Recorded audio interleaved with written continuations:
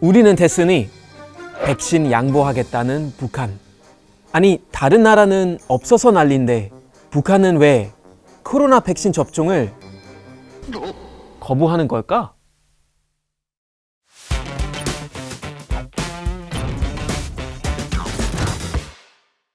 안녕하세요. 와이즈맨 다니엘입니다. 북한은 코로나 청정국이란 사실 아시나요? 북한에선 코로나 비루스라고 부르는데요. 검사를 받은 주민 수는 3만 6천 명이 넘지만 공식 확진자는 0명. 당연히 공식 사망자 0명. 공식 백신 접종자도 0명. 아니, 어떻게 이럴 수 있냐고요? 북한은 코로나 확산 초기부터 국경을 아예 걸어 닫았습니다. 지난해 1월부터 국경을 봉쇄했고 밀무역 적발 시 총살이나 사형으로 북한 주민들을 통제하고 있죠.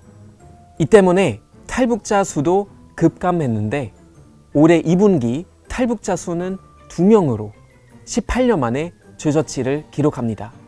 이번 도쿄올림픽에도 코로나 감염 위험을 이유로 참여하지 않았고요. 국경을 폐쇄하다 보니 국제기구는 물론 외교 인력들도 북한을 떠나야만 하는 상황. 현재 외교관을 배치한 나라는 중국, 시리아, 쿠바 등만 남았을 정도. 언론도 마찬가지.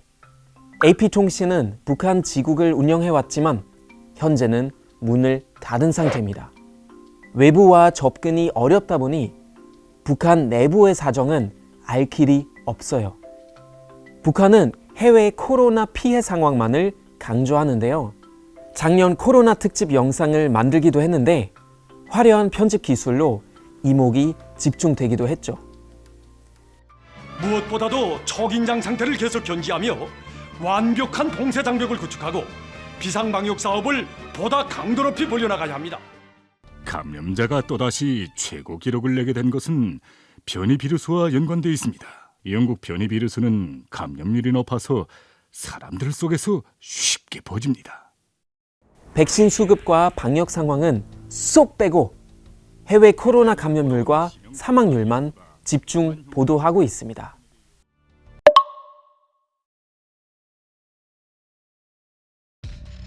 해외 밀수나 한류의 유입은 북한이 꾸준히 골머리를 앓던 문제였습니다. 하지만 코로나 이후 국경을 봉쇄하자 밀수꾼들은 자연스레 줄어들었고 북한 정부는 이 틈을 타 사상 강화에 힘을 싣고 있는데요. 북한은 장마당 세대라 불리는 MZ세대가 체제를 흔들까 전전긍긍하고 있습니다.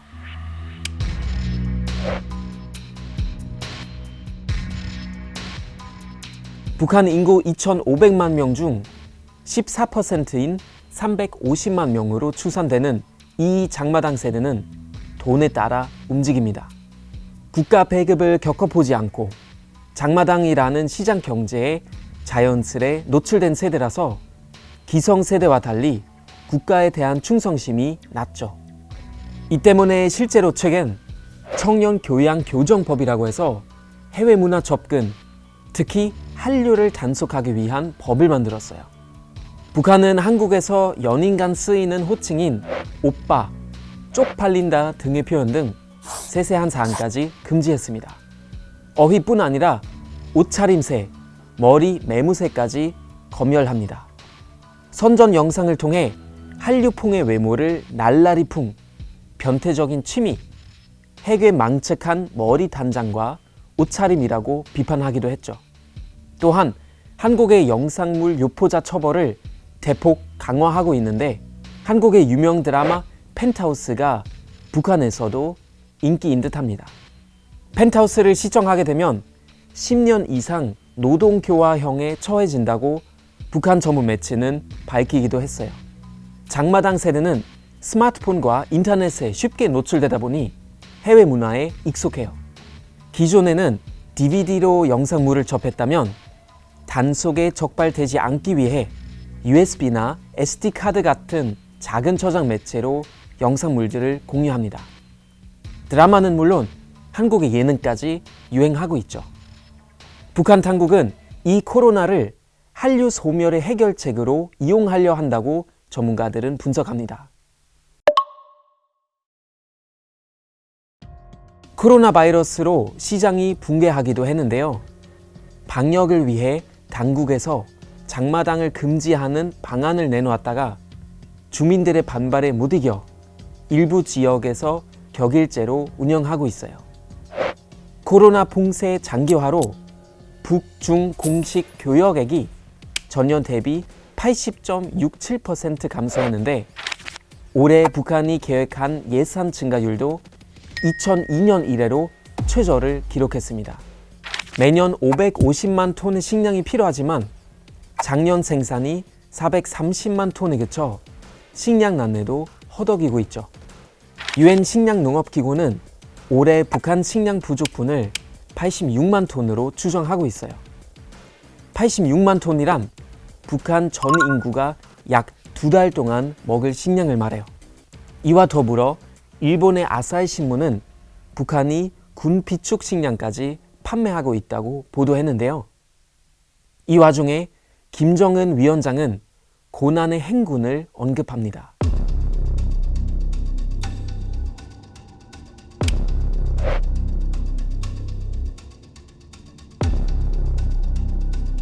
북한 당국은 체제 강화를 위해 해묵은 천리마를 꺼내 들기도 했는데요.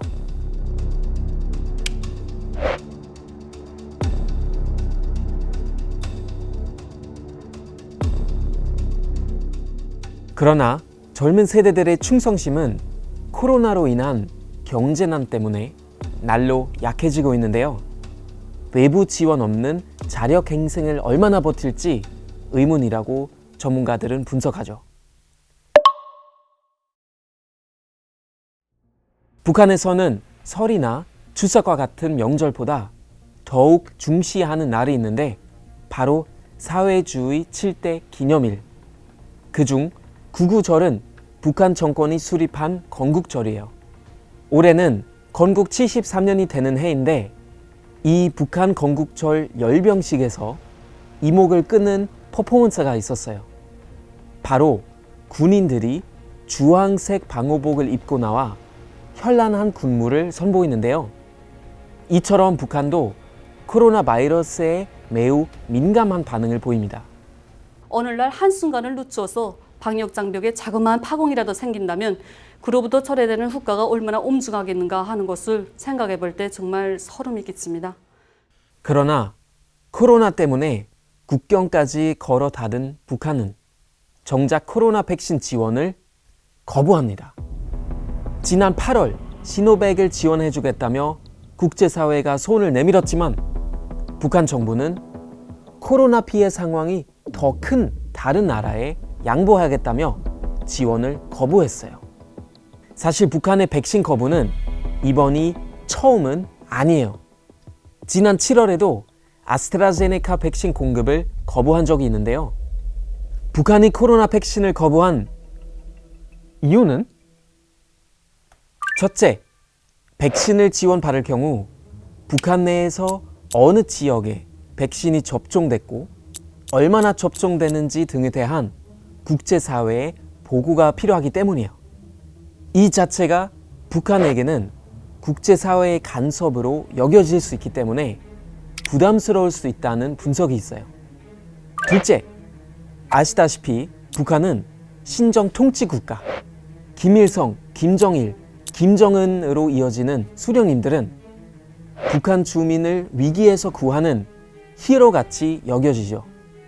백신으로 인해 위기를 극복하기보다는 수령의 강한 리더십으로 코로나 바이러스 위기를 타파하는 것이 체제 강화를 위하는 길. 코로나 확진자가 한 명도 없다는 것도 이와 같은 맥락으로 김정은 위원장의 힘을 강화하는 데 좋은 기회이고요. 셋째, 백신 지원 양이 적다 보니 공평 분배가 이뤄질 수 없어 거절한다는 분석도 있어요. 집단주의를 강조하는 북한으로서는 백신 보급의 우선순위를 논하는 과정에서 통치 정당성이 훼손될 수 있다고 태영호 의원은 말하기도 했습니다. 또한 백신을 지원받더라도 백신을 보관할 수 있는 능력이나 유통 체계를 갖추지 못했기 때문에 거부하고 있다는 분석도 있습니다. 이 때문에 유니세프도 북한이 코로나 백신을 바를 수 있도록 기술 지원에 나서겠다고 했죠. 실제로 김정은 위원장은 우리 식대로 해결하라라고 간부들에게 주문했다고 해요. 이 때문에 북한은 자체 제작 PCR 검사지도 개발하며 자력 갱생을 강조하고 있습니다. 그러나 북한이 현재로서 할 수 있는 방역은 소독 정도밖에 없다는 것이 전문가들의 의견입니다. 코로나가 하나의 통치 수단으로 작용하는 북한. 그 와중에 실로 고통받는 건 북한 주민일 텐데요. 백신 보급으로 국제사회가 위드 코로나를 말하는 현 시점에 과연 북한은 어떤 선택을 하게 될까요?